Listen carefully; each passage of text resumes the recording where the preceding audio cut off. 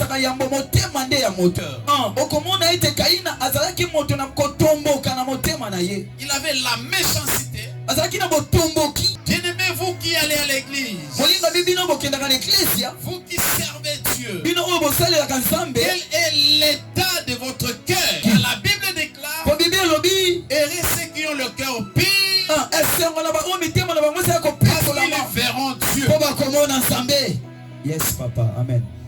Alléluia. Amen. Alléluia. Amen. On peut aller à l'église tous les jours, Okokende église ya mikolo nyonso, mais si on n'a pas un cœur repentant, kasi soki oza na motema ya koyambola te, on ne verra jamais l'éternel. okomona Nzambe te. Écoute bien aimé, Yoka molingami, comment peut-on donner à Dieu une bonne offrande pendant qu'on a un mauvais cœur?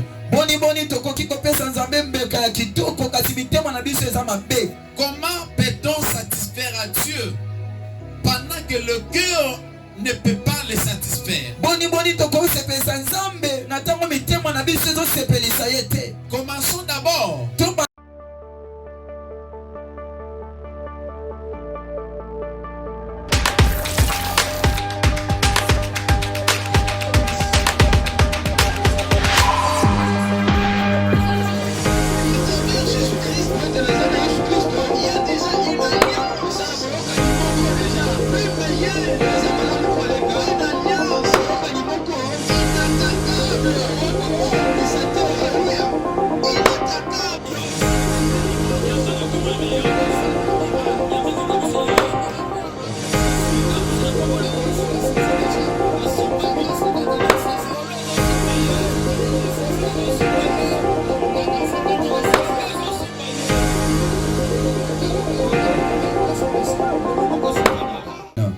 Ici, la Bible nous parle de l'offrande de Caïn et Abel.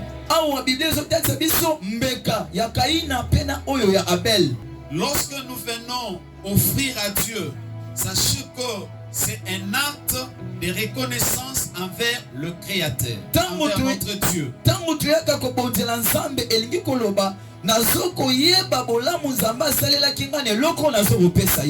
Frères, sœurs, nous ne nous appartenons pas à nous-mêmes. Nous appartenons à quelqu'un qui nous a créés à son image et à sa ressemblance. Raison pour laquelle nous devons être redevables à celui qui nous a créés. Par cette redevabilité, un jour, Caïn et Abel se sont dit, nous devons être reconnaissants à notre Créateur.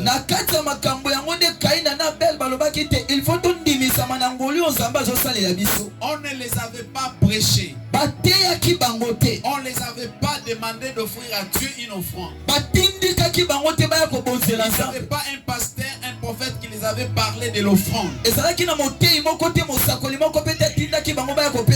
leur conscience, comme l'Esprit de Dieu habite dans l'homme, l'Esprit qui habite dans l'homme a fait révéler à l'homme qu'il doit une offrande à l'Éternel. C'est alors que Caïn a commencé à préparer une offrande pour l'Éternel. Mais il s'est passé quelque chose. Qu'est-ce qui s'est-il passé? La Bible dit que Dieu approuva Abel ainsi que son offrande.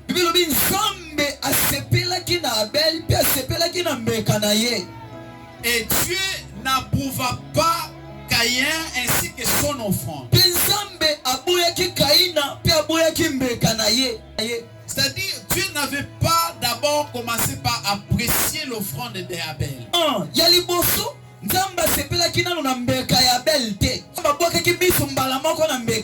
Mais il a commencé à projeter ses regards sur la personne qui vient offrir.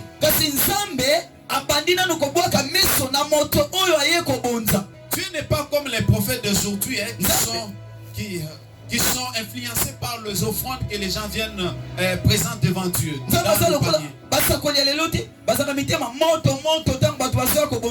Il a donné une bonne offrande. Il a donné une bonne dîme. Ça, c'est les hommes. L'homme de Dieu peut être influencé par votre offrande sans que cela influence Dieu. Parce que Dieu, il voit d'abord votre cœur. Avant que Dieu puisse approuver votre offrande, il vient d'abord checker l'état de votre cœur. Alléluia. Il vient d'abord examiner l'état de votre cœur.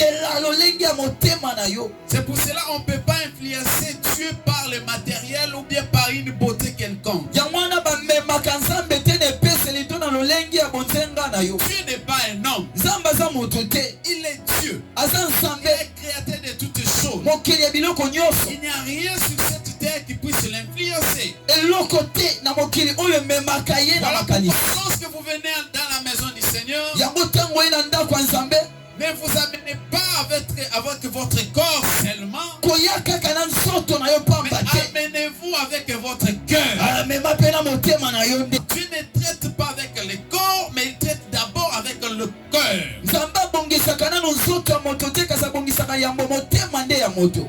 Alléluia. Amen. Alléluia. Amen. Avant que Dieu puisse approuver quelque chose, il regarde d'abord les prédispositions de la personne.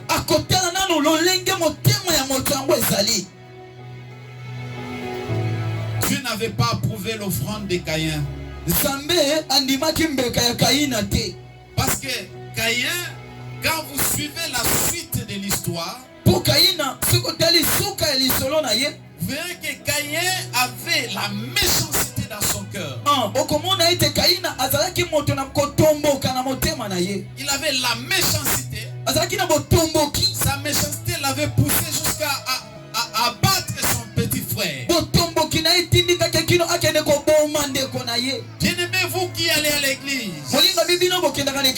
vous qui servez Dieu, quel est l'état de votre cœur? C'est très important. La Bible déclare, heureux ceux qui ont le cœur pur, parce qu'ils verront Dieu. Yes, papa. Amen. Alléluia. Amen. Alléluia. Amen. On peut aller à l'église tous les jours, mais si on n'a pas un cœur repentant,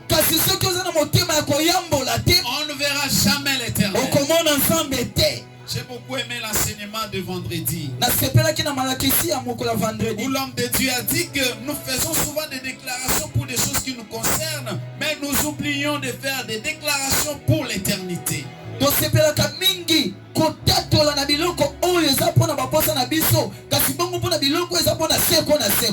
savez, frères et sœurs, aujourd'hui, la question de l'éternité est presque oubliée dans nos églises. On parle beaucoup plus de bien-être sur la terre. Tu vas voyager. Tu vas voyager. C'est presque toute l'église qui va voyager. Donc ici au Congo, on n'a pas besoin de gens. Ici au Congo, on n'a pas besoin de citoyens. Donc il faut que tout le monde aille en Europe. Et pour certains, l'Europe c'est comme si c'était un salut quelque part.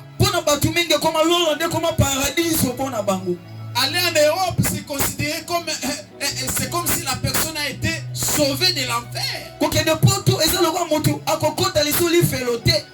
Alléluia. Amen. Et pourtant l'Europe, c'est d'ailleurs l'enfer.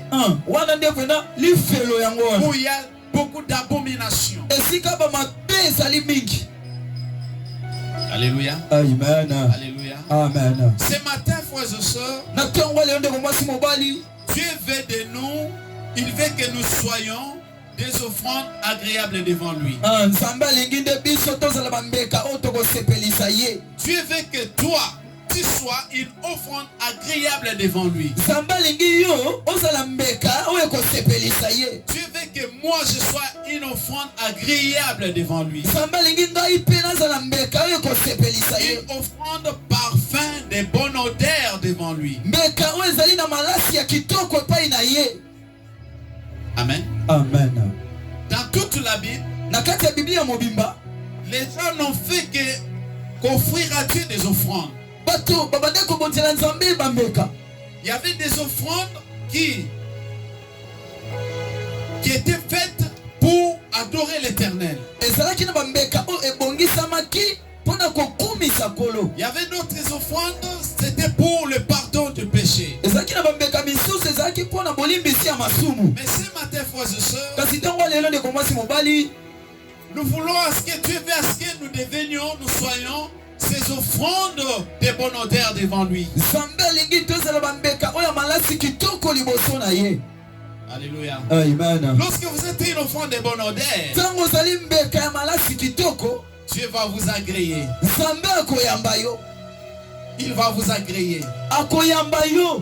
Il va vous accepter. Alléluia, dans sa présence. Et toute offrande de bonne odeur reçoit toujours la bénédiction de l'Éternel. Caïn a offert à Dieu. C'était une très bonne offrande. Une offrande que Dieu avait appréciée. Il y a des gens, certaines personnes qui disent que l'offrande de Caïn n'était pas reçue parce qu'il avait offert à Dieu des choses que Dieu n'aime pas.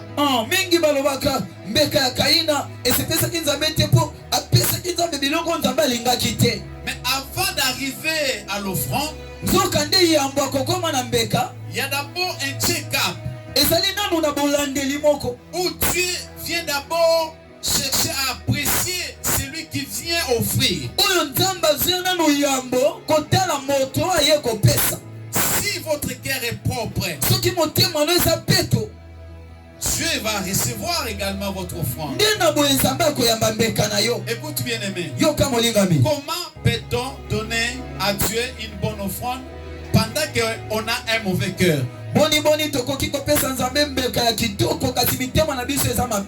Comment peut-on satisfaire à Dieu pendant que le cœur ne peut pas le satisfaire?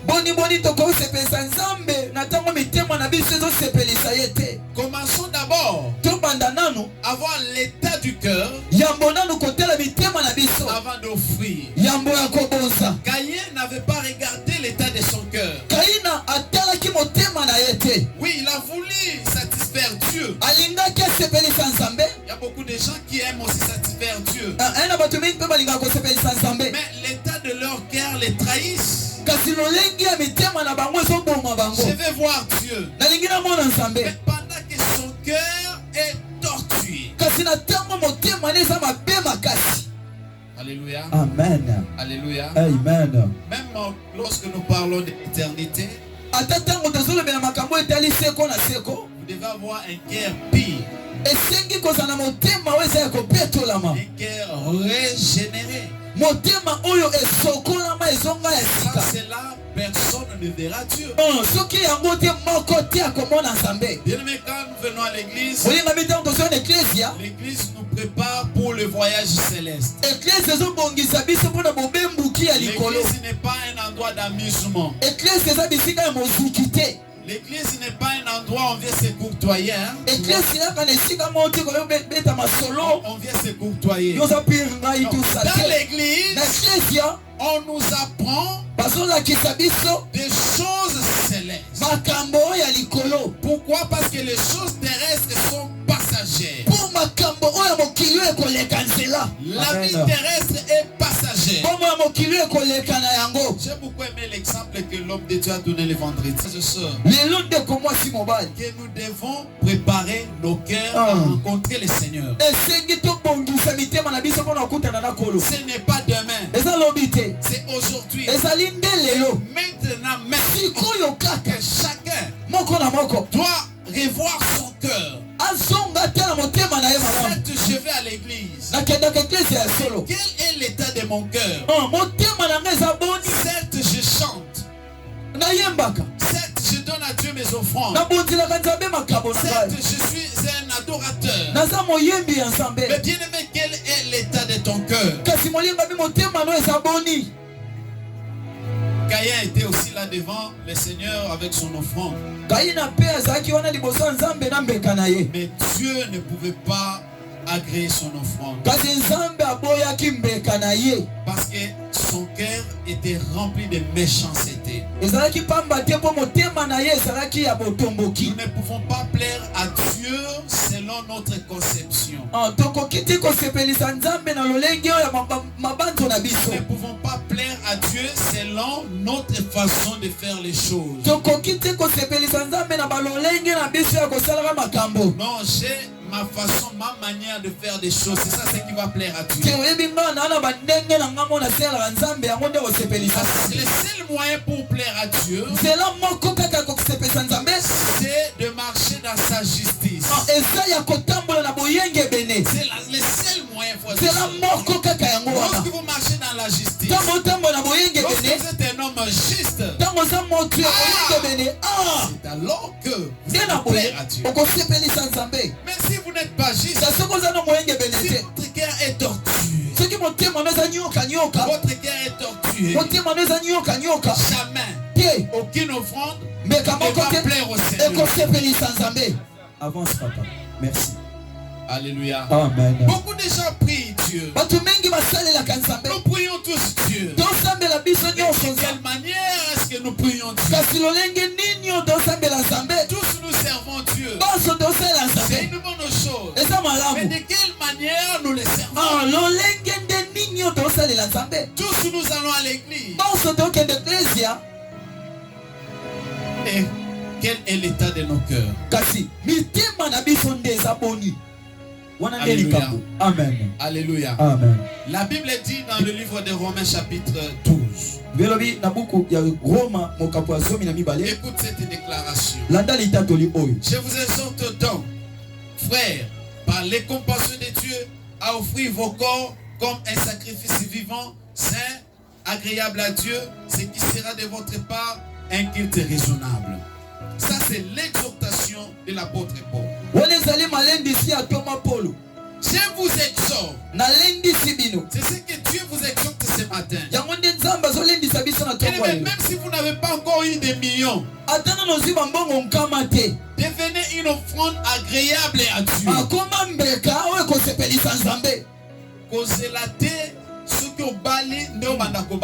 Amen. Amen. Amen. Amen.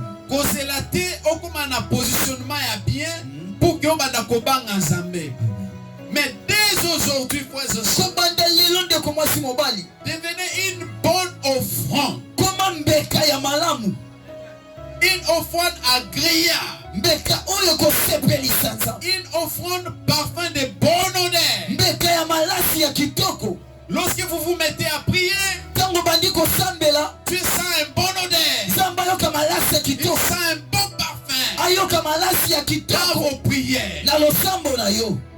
Yes. Lorsque vous servez Dieu, que Dieu sente un bon odeur dans ce que vous faites. Parce qu'à l'époque, l'offrande consistait à dégager l'odeur. Quelle est l'odeur qui se fait sentir sur vous? Qu'est-ce que Dieu sent lorsque vous priez? Quand vous venez à l'église, qu'est-ce que Dieu sent? Quand vous servez Dieu, qu'est-ce que Dieu sent? Beaucoup de gens prient. Mais lorsqu'ils prient, Dieu n'entend que des bruits. La Bible déclare que la prière d'un pécheur est comme une cloche qui retentit. Donc, lorsque votre cœur n'est pas préparé, quand vous priez, ça dérange les oreilles de Dieu. Mais lorsque votre cœur est préparé, et lorsque votre cœur est justifié, votre prière deviendra une bonne offrande. Écoute ce que la Bible dit dans le livre de Deutéronome chapitre 14 verset 2. La Bible dit ici, car tu es un peuple saint pour l'Éternel. Car tu es un peuple saint pour l'Éternel. Ton Dieu est l'Éternel. Ton Dieu qui t'a choisi pour que tu fusses un peuple qui lui appartient. Alléluia. Amen. Nous chrétiens, nous sommes un peuple mis à part par l'Éternel. Nous sommes dans ce monde, mais nous ne sommes pas de ce monde. Dieu nous a mis à part pour que nous lui appartenons. Tu es devenu une propriété privée de Dieu. Voilà pourquoi tu dois être une offrande de Dieu. Alléluia. Une offrande de bon odeur. Ce matin, frères et sœurs, Dieu veut ta consécration. Ne soyez pas quelqu'un qui vient à l'église et qui repart sans être affecté par la parole de Dieu. Tu viens à l'église, tu pars, mais rien n'a changé dans ton cœur. Il faudrait que tous les jours, quand tu viens dans l'église, que tu sois affecté par la parole de Dieu, qui puisse transformer ton cœur. Et quand tu viens, tu rentres, rien n'est fait dans ton cœur, sache-le que rien sur toi ne pourra satisfaire le cœur de Dieu. Même si j'ai donné $1000 à l'église, c'est une bonne chose. Est-ce que cela doit-il être agréé par Dieu? Alléluia. Amen. Vous savez, lorsque nous nous présentons devant Dieu, la bonne offrande que Dieu aime, la bonne offrande que Dieu aime, ce n'est pas ce que avant tout. Quand nous venons devant lui pour devant Dieu pour lui offrir, il veut d'abord que notre cœur soit en premier son offrande. Que notre cœur soit d'abord une offrande. Si ton cœur est une bonne offrande à Dieu, ce que tu vas donner à Dieu, offrande devant Dieu,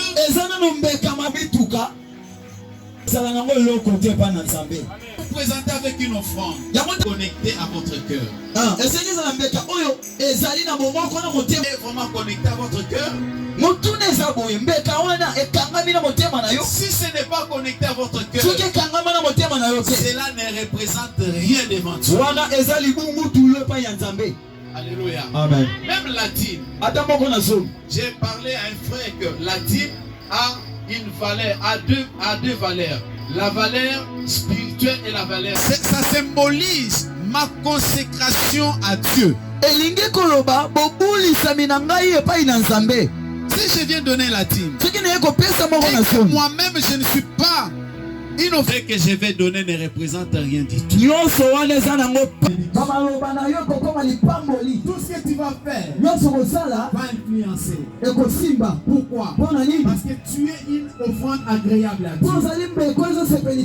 Amen. Voilà pourquoi il programme c'est dans le plan de Dieu. À chaque fois que nous nous mettons à prier, nous aide, Seigneur. Nous sommes faibles. Nous ne pouvons rien sans le Saint-Esprit.